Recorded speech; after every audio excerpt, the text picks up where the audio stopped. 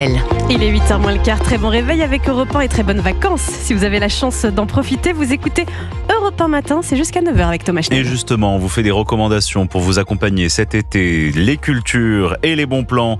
C'est avec Vanessa Zah et Nicolas Caro. Bonjour Nicolas. Bonjour. La recommandation littéraire aujourd'hui nous parle d'un étrange syndrome. Oui, le syndrome de l'orangerie. Vous connaissez le syndrome de Stendhal. Stendhal à Florence est terrassé par la beauté des lieux, il fait un malaise. Le syndrome de l'orangerie, c'est le titre du dernier livre de Grégoire Bouillet chez Flammarion et ça entre un peu dans cette catégorie. Au début du livre, le détective Bimor, l'alter ego littéraire de Bouillet, se trouve avec Penny, son assistante, à l'orangerie. Il observe les célèbres nymphéas. C'est gigantesque. 2 salles sont consacrées à cet unique tableau composé de 8 panneaux de 2 mètres de haut et d'une longueur qui varie de 2 à 17 mètres. Mais regarde-t-on encore les nymphéas?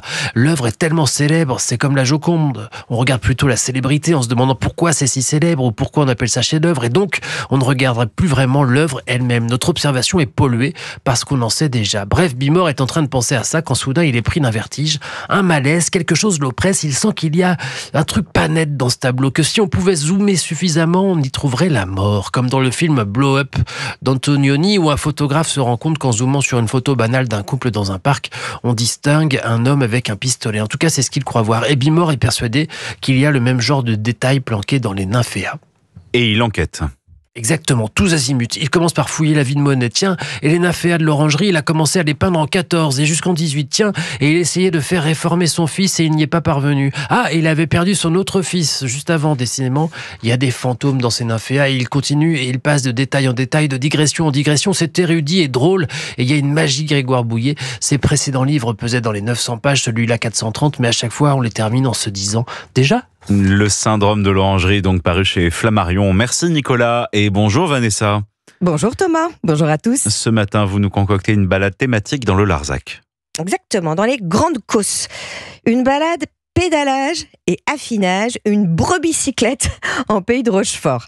Alors, la légende dit qu'on doit la naissance du Roquefort à la maladresse d'un berger un peu, on va dire, olé olé. Il serait parti à la recherche d'une jolie bergère en laissant dans une grotte sur le rocher du Cambalou du pain et du fromage de brebis. Puis à son retour, sa nourriture était couverte de moisissures, mais malgré tout, il l'a mangée. Voilà, il l'a tellement appréciée qu'il en a fait et refait dans ses caves. C'est comme ça que le Roquefort est né. Et cette année, on fête les 100 ans de son AOP. Alors, cette brebis-cyclette, elle se déroule comment ? Sur 60 km à vélo, en mode sportif ou familial, vous avez le choix, aussi en vélo électrique. Le forfait, c'est 128 €, 2 jours, 1 nuit. On commence évidemment par Roquefort, sur Soulzon, avec la visite des caves naturelles. Vous savez que l'affinage se fait dans des grottes. Et puis des dégustations. Mais le plus de cette balade itinérante et gourmande, les amis, c'est de découvrir le patrimoine aussi bien naturel qu'historique du territoire, celui des hospitaliers et des templiers.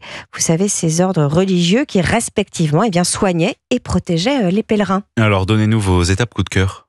Alors, côté nature, le cirque de Tournemire.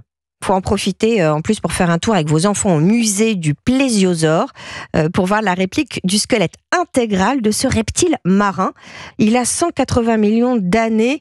On l'a retrouvé dans les terres grises d'argile. Côté village templier, le village cistercien de Saint-Jean-d'Alcaz, avec au cœur de la cité, le Fort des Dames. Là, c'est une perle médiévale. Elles sont très importantes, ces abbayes cisterciennes, puisqu'elles ont structuré les campagnes. Elles ont pris en main, la gestion de l'agriculture. Voilà. Quant au village lui-même, il est typique de l'architecture cosnarde, avec des toits en lauze, des citernes, et puis des lavognes. Les lavognes, c'est des cuvettes qui sont creusées dans la Causse pour récolter la pluie. Un hébergement à nous suggérer ? Les gîtes du Castel d'Alzac, au château d'Alzac. Merci Vanessa et merci Nicolas Caro.